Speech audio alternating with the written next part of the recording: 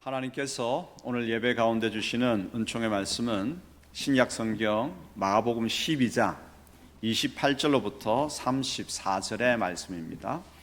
12장 28절에서 34절 한 절씩 교독하겠습니다. 서기관 중 한 사람이 그들이 변론하는 것을 듣고 예수께서 잘 대답하신 줄을 알고 나와 묻되 모든 계명 중에 첫째가 무엇이니까? 예수께서 대답하시되 첫째는 이것이니 이스라엘아 들으라 주 곧 우리 하나님은 유일한 주시라. 내 마음을 다하고 목숨을 다하고 뜻을 다하고 힘을 다하여 주 너희 하나님을 사랑하라 하신 것이요. 둘째는 이것이니 내 이웃을 내 자신과 같이 사랑하라 하신 것이라. 이보다 더 큰 계명이 없느니라. 서기관이 이르되 선생님이여 옳소이다. 하나님은 한 분이시요 그 외에 다른 이가 없다 하신 말씀이 참이니이다. 또 마음을 다하고 지혜를 다하고 힘을 다하여 하나님을 사랑하는 것과 또 이웃을 자기 자신과 같이 사랑하는 것이 전체로 드리는 모든 번제물과 기타 제물보다 나으니이다.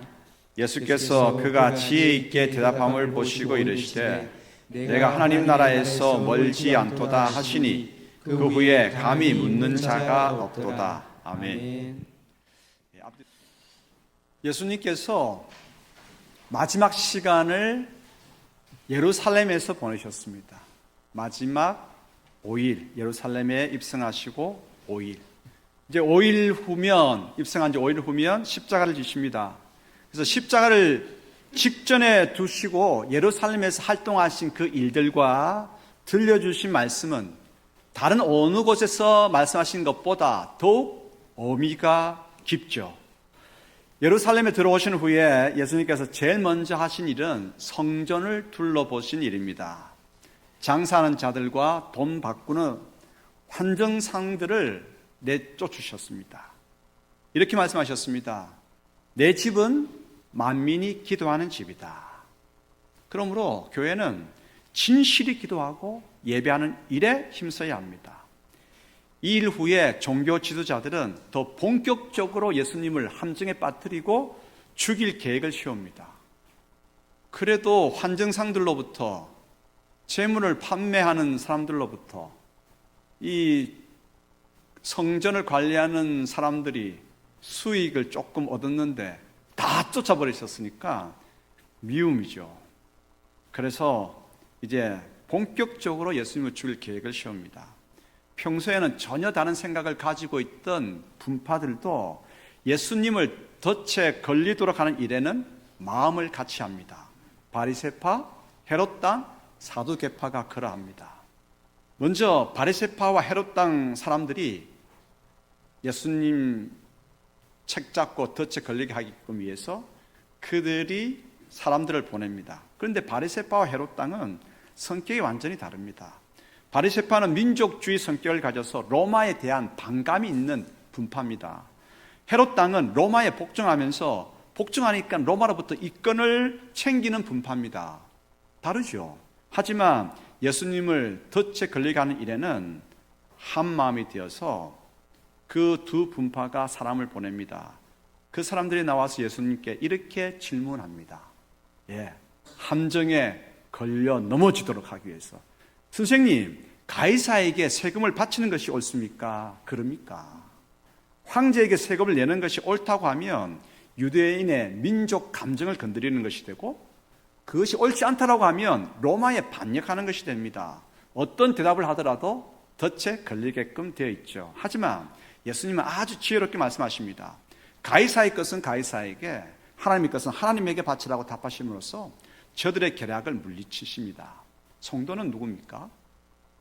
세상 정치 체제 속에서 살아가는 사회의 일원입니다. 국가와 사회의 일원으로서 납세 의무 다해야 하고 또한 동시에 하나님께 예배하고 이웃을 돌보는 일에 예물을 드리는 것 또한 힘써야 합니다.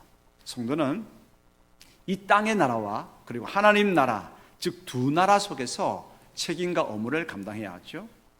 바리새파 사람과 헤롯당 사람이 부끄러움을 당하고 물러나자 이번에는 사두개파 사람이 등장합니다. 그래서 이렇게 또 질문을 하죠. 7 형제가 있는데 그 7 형제의 제일 맞이 아내가 있는데 7 형제가 죽고. 그래서 여러분 예전에는 형이 죽으면 형수의 아내를 취해가지고 그 형의 가문을 잇게 하는 좋은 뜻의 고엘 제도, 형수 치사제가 있었습니다. 이해되시겠죠? 좋은 뜻입니다. 그런데 이 사도계파 사람이 나와서 이런 얼토당토 않은 질문을 하는 것입니다. 7 형제가 자식 없이 죽었고 모두 맏형의 아내를 취하였는데 부활 때에 그렇다면 그 여인은 누구의 아내가 됩니까? 라고 물었습니다. 그런데 사도계파는 어떤 사람들인가? 바리새파 사람들은 부활을 인정했지만 사도계파 사람들은 부활을 인정하지 않는 사람입니다. 그런데 예수님을 덫에 걸리게끔 하기 위해서는 이 세 분파 사람들이 마음을 같이해가지고 곤란한 질문을 지금 하고 있는 것입니다. 예수님께서 답하십니다. 부활 때에는 너희가 생각하는 것처럼 지금의 우리와 같은 모습이 아니다. 부활 때에는 천사와 같은 모습이라고 답하셨고, 하나님은 죽은 자의 하나님이 아니라 지금 이 땅을 살아가는 사람들의 하나님이라고 말씀하셨습니다. 그러므로 믿음을 가진 우리는요, 앞으로 하나님 나라에서 한 가족으로 만납니다. 한 가족으로 만날 소망을 품어야 되고요. 그리고 현재의 시간, 지금, 이것은 하나님의 선물이거든요. 지금은 하나님의, 오늘은 하나님의 선물입니다. 선물을 알고 살아계신 하나님의 도우심을 받고 오늘을 잘 가꿔야 합니다. 나만을 위해서가 아니라 하나님께는 영광이며 이웃에게는 복을 베푸는 자로 살아가야 하죠. 예수님을 제거하고자 하는 이들이 계속 완패를 당했습니다.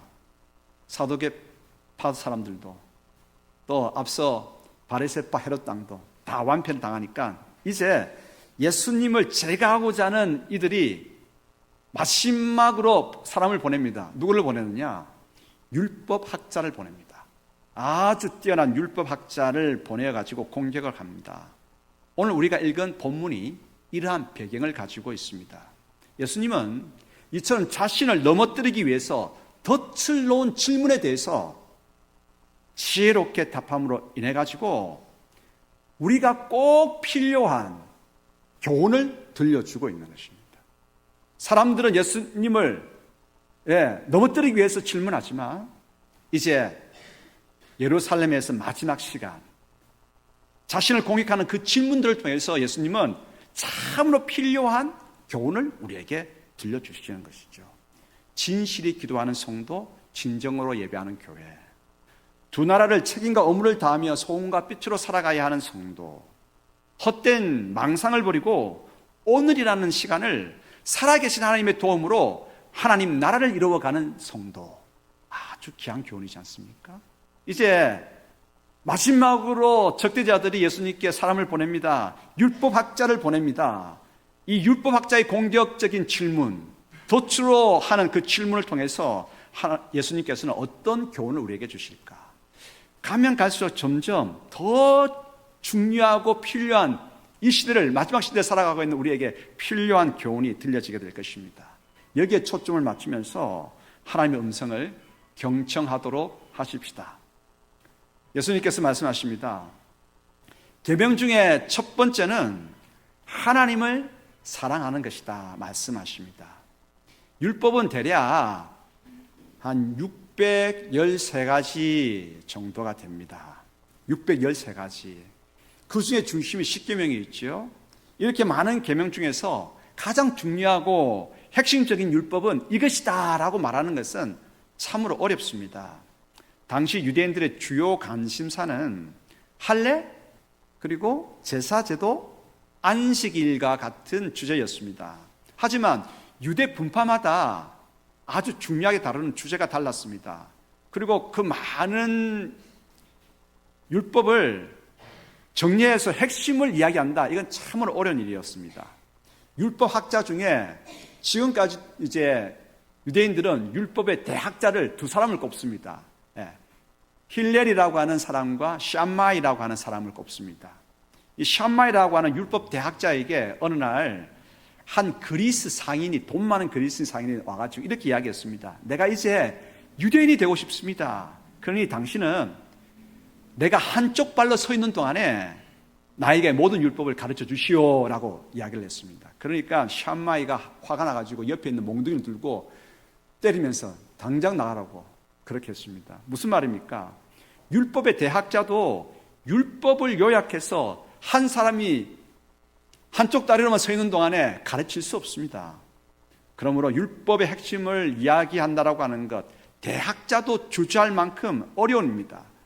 그리고 주제가 다양하지요. 예수님을 제거하고자 종교 지도자들은 마지막으로 율법학자, 서기관을 보냅니다. 율법학자는 이것을 잘 알고 있죠. 그래서 예수님을 곤란에 빠뜨리기 위해서 질문을 합니다. 어떤 질문을 합니까? 선생님, 모든 계명 중에서 어떤 계명이 첫째입니까?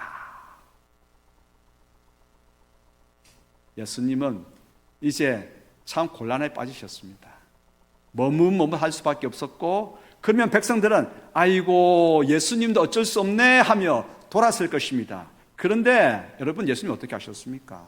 그리고 또 예수님이 어떤 주제를 이야기하면 그 주제에 관심이 없고 다른 주제에 관심을 가진 사람들은 등을 돌릴 것입니다.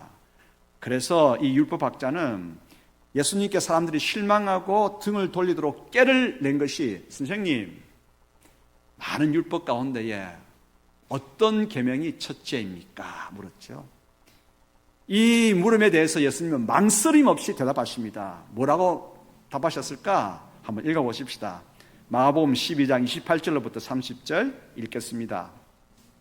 서기관 중 한 사람이 그들이 변론하는 것을 듣고 예수께서 잘 대답하신 줄을 알고 나와 묻되 모든 계명 중에 첫째가 무엇이니까? 예수께서 대답하시되 첫째는 이것이니 이스라엘아 들으라. 주 곧 우리 하나님은 유일한 주시라. 내 마음을 다하고 목숨을 다하고 뜻을 다하고 힘을 다하여 주 너희 하나님을 사랑하라 하신 것이요. 아멘. 예수님은 율법을 딱 정리해 주십니다. 사랑이다 말씀하십니다. 하나님을 사랑하라고 말씀하십니다. 어떻게? 마음을 다하고 목숨을 다하고 뜻을 다하고 힘을 다해서 하나님을 사랑하라고 말씀하십니다. 여러분, 마음을 다하고 목숨 다하고 뜻을 다하고 힘을 다해서 하나님을 사랑하는 것은 도대체 어떤 것일까요? 대충 이해될 듯도 합니다만은 그걸 이렇게 표현할 수 있겠습니까? 인간이 할 수 있는 최선을 다해서 하나님을 사랑하는 것입니다. 그러면 인간이 할 수 있는 최선을 다해서 하나님을 사랑하는 것은 뭡니까? 그것이 마땅한 일인데 그것이 뭡니까? 여전히 추상적이거든요. 좀 더 실제적이고 좀 구체적이었으면 좋겠습니다. 그래서 성경은 우리에게 이야기합니다. 하나님을 인간이 할 수 있는 최선을 다해서 마음을 다하고 목숨을 다하고 뜻을 다하고 힘을 다하는 것이 뭘까? 뭐겠습니까? 그것은 계명을 사랑하는 것입니다. 계명을 하나님께서 우리에게 말씀해 주신 그 계명을 실천하는 것입니다. 계명이라고 하는 것은 우리가 살아가는 삶 가운데서 지킬 수 있는 구체적인 일이거든요. 그래서 계명을, 우리에게 들려준 계명을 실천하는 것이다 말씀하고 있습니다. 그런데 하나님께서 먼저 왜 계명을 주셨을까요? 계명을 주신 이유, 까닭, 그 계명의 율법의 정신을 알아야 합니다. 제사에 대해서 한번 생각해 볼까요? 제사 제도에 대해서. 제사를 왜 하나님께서 반드시 내 앞에 나와서 드려라고 했을까요? 제사 드리지 않으면 여러분 벌 받을 것 같아서, 지금 제사 드리고 예배하고 있습니까? 벌 받을 것 같아서. 그래서 하나님께서 우리에게 예배 드리라고 말씀하셨을까요? 또 하나님께서 뭔가 모자람이 많아가지고 제사 드리러 올 때 예물을 가지고 오라, 예배 드릴 때 예물을 가지고 오라, 하나님께서 뭔가 모자르셔가지고 그렇게 말씀하시는 걸까요? 그래서 예배라고 하는 틀, 제사라고 하는 틀에 우리를 꽉 꼼짝없이 가두어 두시는 것일까요? 아니죠. 그럼 뭡니까? 우리에게 새로운 기회를 주시고 새로운 삶을 허락해 주시기 위해서입니다. 죄와 허물 있는 사람이 하나님 앞에 나올 수 있습니까? 죄가 있으면요, 숨고 싶습니다. 하나님을 피해서 꼭꼭 숨고 싶습니다. 첫사람 아담도 죄를 범하고 난 다음에 아담아 아담아 부르실 때 숨었습니다. 아담은 어디 있느냐? 죄가 있으니까 숨는 것이죠. 그런데 하나님께서는 왜 예배를 제사를 드리라고 합니까? 숨고픈 사람 모두가 다 마찬가지입니다. 죄를 범하면. 하지만 숨지 말고 나오라는 겁니다. 부끄럽지만 나오라고 하는 것입니다. 다시 기회를 주시는 것입니다. 죄와 허물에 대해서 용서하시고 새롭게 출발할 수 있는 기회로서 예배 드릴 수 있고 제사 드리라고 하는 것이죠. 계명을 주시는 이유, 그 계명을 주신 이유를 알면 하나님께서 이처럼 우리를 사랑하시는구나. 또 사람들 살아가다 보면 여러 가지 갈등하고 다투고 그런 관계, 깨어진 관계가 있을 수 있습니다. 허물과 죄악이 많을수록 사람 사이에는 갈등이 더 깊어집니다. 그래서 화목 제사를 통해서 하나님 앞에 예배드리고 화목의 제사 드리고 난 다음 그 제물을 가지고 식탁을 같이 대하면서 서로 하나임을 이루어가라고 말씀하시는 것이죠. 그러므로 계명에는 하나님의 깊은 뜻이 담겨 있습니다. 그러므로 그 깊은 뜻을 알고 하나님께서 이러한 뜻으로 이 계명을 주시는구나. 그래서 계명을 실천해야 되겠다라고 하는 동기와 힘을 얻게 됩니다. 여러분 날마다 하나님을 계속해서 알아가십시오. 하나님께서 왜 이 말씀을 주시고 이 계명을 주시는가? 그 속에는 놀라운 사랑과 은혜와 새로운 기회가 담겨 있거든요. 호세아 6장 3절 읽겠습니다. 그러므로 우리가 여호와를 알자, 힘써 여호와를 알자. 그의 나타나심은 새벽빛같이 어김없나니 비와 같이 땅을 적시는 늦은 비와 같이 우리에게 임하시리라 하니라. 계명을 주시는, 율법을 주시는 하나님은 오늘 우리에게 그렇습니다. 세상을 다스리시는 보람을 얻게 하시고, 그리고 우리에게 새 날을, 새로운 기회를 주시기 위해서 계명을 주시는 것입니다. 계명을 실천할 때 보람이 있고요, 계명을 실천할 때 새로운 기회가 주어지고요, 새로운 날들이 찾아오게 되는 것입니다. 그럼 하나님을 알아가야 돼요. 이제 그러한 하나님께서 계명을 주시는 이유를 알고 그 하나님을 힘써서 사랑하십시다. 어떻게 사랑합니까? 하나님께서 주신 계명을, 우리에게 주신 계명을 실천하는 것입니다.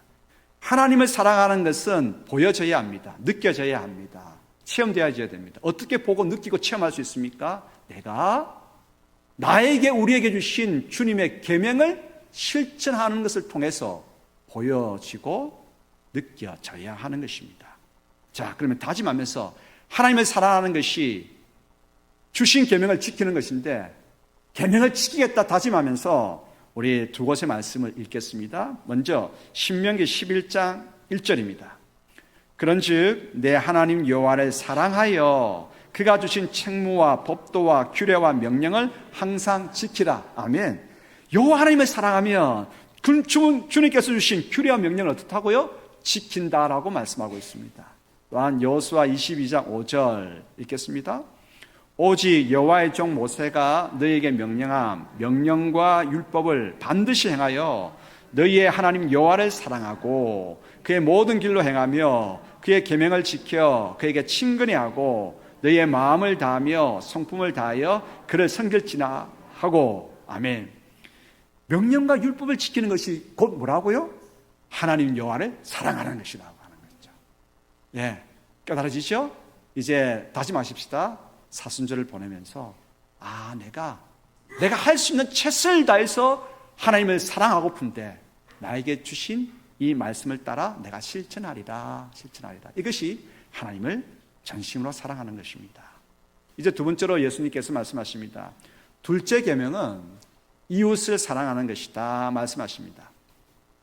예수님께서 첫째 계명에 이어서 곧바로 둘째 계명을 말씀하십니다. 그것은 이웃을 내 자신처럼 내 몸같이 사랑하는 것입니다. 그리고 여기에 마침표를 딱 짓습니다. 더 이상 어떤 율법에 대해서 언급하지 않습니다. 하나님의 사랑 그리고 이웃 사랑, 이것이 모든 율법을 대표하는 것이고 중점이라고 말씀하십니다. 여러분, 하나님을 사랑하는 것은 주신 계명을 최선을 다해서 지키는 것이죠. 그 계명은 무엇입니까? 바로 하나님께서 주신 계명을 요약해 보면 바로 이웃을 사랑하는 것으로 모아진다라고 하는 것입니다. 그러므로 이웃 사랑을 가지고 모든 계명을 해석해야 되고, 그리고 이웃 사랑하는 것으로 계명을 실천하는 출발로 삼아야 합니다. 자, 마가복음 12장 31절 같이 읽겠습니다. 둘째는 이것이니 내 이웃을 내 자신과 같이 사랑하라 하신 것이라. 이보다 더 큰 사랑이 없느니라. 이보다 더 큰 사랑이 없다. 마침표 딱 찍으십니다. 그럼 모든 율법 가운데 가장 큰 율법은 뭐냐? 하나님을 마음과 목숨과 뜻과 힘을 다해 섬기는 것이고, 계명을 지키는 것인데, 그 계명은 무엇으로 기결된다? 이웃 사랑으로 기결된다라고 하는 것입니다. 여러분, 사랑은 멈추어 있는 것이 아닙니다. 사랑은 움직이는 것입니다. 행동하는 것입니다. 하나님을 사랑한다면 그 사람은 움직입니다. 하나님 사랑합니다라고 하고 오늘 주일인데도 집에서 이불 뒤집어 쓰고 자고 있으면 하나님 사랑하는 것입니까? 하나님 사랑한다고 하면 아침 일찍 일어나서 세수하고 머리 감고 분바르고 예쁘게 하고 가장 좋은 옷 골라 입고 와가지고 오늘 앉아 있는 것입니다. 맞지 않습니까? 자, 옆에 있는 분들 칭찬 한번 해주시기 바랍니다. 참 곱게 하고 오셨네요. 네. 움직이는 것입니다. 사랑은 움직이는 것이지 가만 머물러 있는 것이 아닙니다. 가만 머물러 있으면요, 가만히 있으면 계속 머리에 뭡니까? 기름기 끼고, 그죠? 움직이는 것입니다. 사랑한다면 움직이는 것입니다. 입으로 고백하고 있는 것이 아닙니다. 혹시 식구들, 물론 그렇게 하지는 않겠지만, 식구들 가운데 지금 열이 납니다. 열이 나고 아프고, 아파요 하면, 그래? 아파? 병원 가봐. 말만 하고 많은 사람 없겠죠? 없겠죠? 그러면 어떻게 해야 됩니까? 병원에 같이 가주는 것입니다. 움직여주는 것입니다. 그리고 직장 갔다가 돌아올 때, 열 났을 때 빨리 회복되게 하는 오렌지 100% 주스 사가지고 오는 겁니다. 움직이는 것입니다. 그런데 사랑한다라고 하면서 여전히 그냥 머물러만 있다면, 멈추어 있다면 그것은 사랑이 아닙니다. 주님께서 말씀하십니다. 예수님께서 내 이웃을 너의 몸같이 사랑하라. 이것은 계명을 넘어서서 명령입니다. 가장 중요한 계명이기 때문에 명령하시는 것입니다. 그래서 우리가 진짜 하나님을 사랑하고 있습니까? 그것은 계명을 지키는 것인데, 계명은 무엇으로 집중된다고요? 귀결된다고요? 이웃 사랑입니다. 그러므로 이웃을 미워하고 이웃에 대해서 불친절하게 대한다면 그 사람은 아직 성도로서 많이 부족합니다. 아직 여전히 성소를 향해서 달려가야 할, 아니면 무늬만 교인일 수 있습니다. 요한복음 13장 34절 35절 읽겠습니다. 새 계명을 너희에게 주노니 서로 사랑하라. 내가 너희를 사랑한 것 같이 너희도 서로 사랑하라. 너희가 서로 사랑하면 이로써 모든 사람이 너희가 내 제자인 줄 알리라. 아멘. 예수님께서는 모든 계명을 한 이야기로 정리해 주셨습니다. 새 계명을 너희에게 준다는 거예요. 613가지 율법을 한마디로 이제 새 계명을 정리해서 새롭게 이야기한다는 거예요. 뭡니까? 서로 사랑하는 것입니다. 이렇게 서로 사랑하는 것을 통해서 우리가 하나님의 백성이고 예수 그리스도의 제자임을 증언할 수 있다라고 하는 것입니다. 자, 옆에 있는 분들하고 이렇게 서로 인사하십시다. 서로 사랑하십시다. 서로 사랑하십시다. 근데 이제 서로 사랑할 때에 말은 쉽죠. 말은 쉬운데 부안하게 만드는 남편 사랑하는 것이 쉽지만 않아요. 또 마찬가지입니다. 상대적입니다. 자꾸 바가지 끓는 아내를 사랑하는 건 남편으로서 좀 힘이 듭니다. 열심히 일하고 왔는데 그냥 수고 많았어요 라고 한 말 한마디를 먼저 하기보다 그냥 잔소리부터 하면 속이 상합니다. 내가 다음부터 월급 안 갚아줄 거야. 자녀들도 마찬가지입니다. 자녀들에 대해서도 이야기하고 이야기했는데도 또 그 부모님의 가르침에 대해서 너무 소홀히 하는 그 모습을 보면서 참 자식도 사랑하기가 만만치가 않습니다. 그러므로 이웃을 사랑한다고 하는 건 여러분 머리로서는 잘 돌아가지만 참 힘들어요. 그래서 우리가 이웃을 사랑하게 우리 몸을 그렇게 움직이기 위해서 중요한 게 있습니다. 예수 그리스도의 사랑이 우리 가운데 흘러 들어와야 합니다. 흘러 들어와야 됩니다. 두 곳의 말씀을 읽겠습니다. 로마서 5장 8절 읽겠습니다. 우리가 아직 죄인 되었을 때에 그리스도께서 우리를 위하여 죽으심으로 하나님께서 우리에 대한 자기의 사랑을 확증하셨느니라. 십자가의 그 놀라운 사랑, 그 사랑이 우리 마음 가운데 들어올 때에 그 사랑이 우리 마음 가운데 차여 있으니까 흘러나가게 되는 거예요. 속상하게 하는 아들에 대해서도 차우면서 그래 길동아 내가 너를 사랑해. 내 마음속에 채워져 있는 것이 뭡니까? 하나님의 사랑, 십자가의 사랑, 사랑하는 아들아, 사랑하는 딸아, 내가 너를 사랑해. 그 음성을 계속 듣고 그 음성이 내 마음 가운데 채워져야 흘러나가는 것이죠. 그래서 사랑하기 위해서 중요한 것은 뭐냐면 그리스도의 사랑, 하나님의 놀라운 사랑을 내 마음 가운데 채우는 것입니다. 요한일서 4장 19절로부터 21절 읽겠습니다. 우리가 사랑함은 그가 먼저 우리를 사랑하였습니다. 누구든지 하나님을 사랑하노라 하고 그 형제를 미워하면 이는 거짓말하는 자니 보는 바 그 형제를 사랑하지 아니하는 자는 보지 못하는 바 하나님을 사랑할 수 없느니라. 우리가 이 계명을 주께 받았나니 하나님을 사랑하는 자는 또한 그 형제를 사랑할지니라. 하나님을 사랑하는 자는 계명을 지키는 것인데 그 계명의 가장 중요한 것이 뭡니까? 이웃 사랑입니다. 서로 사랑하는 것입니다. 어떻게 사랑합니까? 어떻게 사랑할 수 있습니까? 우리가 사랑하면 그가 먼저 사랑합니다. 그분의 사랑이 우리 가운데 흘러넘칠 때에 그때 우리는 사랑할 수 있습니다. 여러분 축복합니다. 오늘 이곳에 가득히 계신 성령님의 은혜가 우리 마음 가운데에 흘러 들어오기를 소원합니다. 그 십자가 사랑 때문에 오늘 찬양대가 찬양했습니다. 여러분 찬양 참 잘하셨습니다. 열심히 잘하셨습니다. 그러나 한 번 더 주문합니다. 눈물로 찬양하십시오.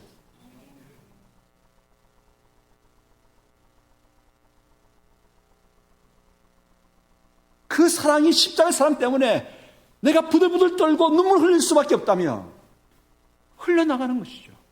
흘러나가는 것이죠. 늘 제가 이야기했던 것 이야 중에 한 가지. 오늘 또 써도 되겠습니까? 목사님 또 썼는데라고 말하지 않으시겠죠? 그 외국에 가면 자판기들이 많습니다. 우유 자판기가 있습니다. 갓 출소한 사람이 독한 마음을 먹고 이제 새 삶을 살겠다고 하고 나왔습니다. 근데 나왔는데 그 속에서는 그렇게 결심하고 나왔는데 나오니까 또 생각나는 거예요. 술이 생각나고요. 여자가 생각나고요. 그냥 끓어오르는 거예요. 술이 생각나니까 막 어떻게 할까? 출소할 때는 조그만한 여비를 줍니다. 그 여비 가지고 뭐 했을까요? 술 마시러 갔을까요?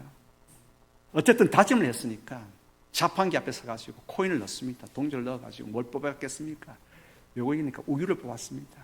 우유를 그냥 마시고 또 마시고 또 마셨습니다. 그래서 항수이 권사님이 지나가면서 배를 툭 건드리면 입에서 우유가 푹 나올 정도로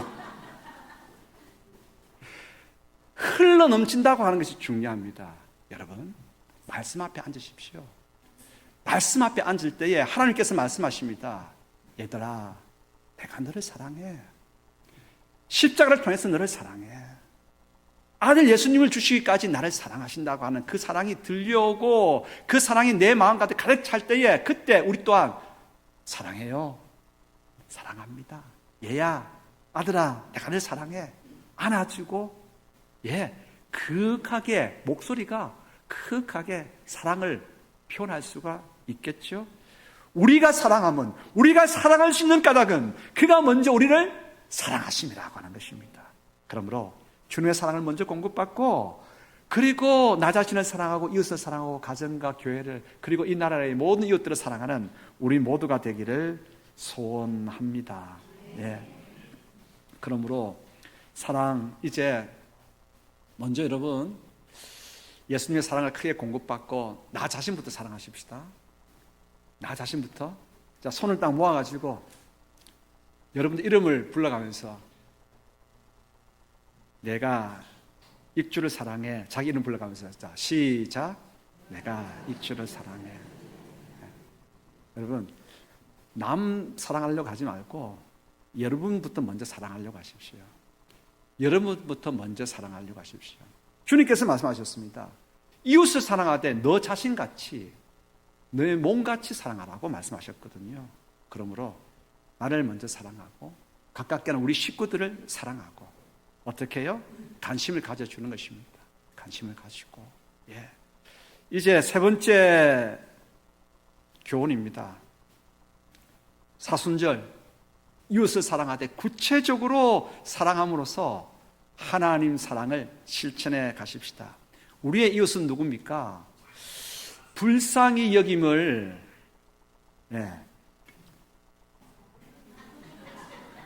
제가 이때 화를 내면 오늘 설교가 죽을 쓰는 겁니다. 그래서 절대 화 안 낼 거예요. 우리의 이웃이 누굴까요? 우리의 이웃은 불쌍히 여김을 하나님께서 주시는 그 불쌍히 여기심, 긍휼의 은혜가 필요한 모든 사람들이 다 이웃입니다. 지위가 높은 사람이나 낮은 사람이나 재물이 많은 사람이나 또 가난한 사람이나 또 지식이 많은 사람이나 또 천박한 사람이나 다 모두가 다 모든 조건에 상관없이 우리 모두는 하나님의 긍휼을 필요로 합니다. 하나님의 긍휼이 필요하다는 측면에서 우리는 우리가 만나는 모든 사람들을 사랑해야 합니다. 우리 옆에 모든 사람들을 사랑하십시다.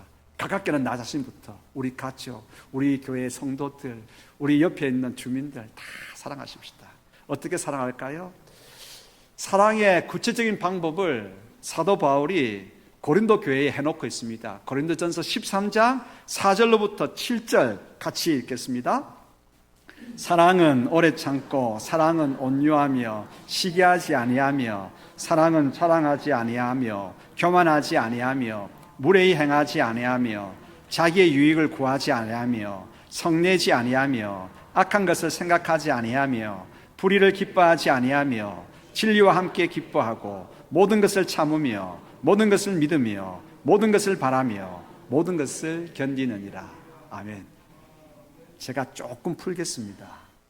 여러분, 제가 조금 풀 때에 여러분 다짐하시기 바랍니다. 내가 이렇게 내 이웃을 사랑해야 되겠다. 이러므로 하나님을 최선을 다해서 내가 사랑해야 되겠다. 다짐하기를 소원합니다. 사랑은 오래 참는 것입니다. 상대가, 내 자녀가, 내 배우자가, 내 식구들이, 나의 또한 내 같은 교회 성도들이 나를 여러 번 실망시켜도 기다려 주겠습니다. 사랑은 온유합니다. 상대가 힘든 상대가 그 머리를 내 어깨에 기댈 수 있도록 어깨를 내주겠습니다. 고맙다고 감사하다고 미소를 보내주겠습니다. 사랑은 시기하지 않습니다.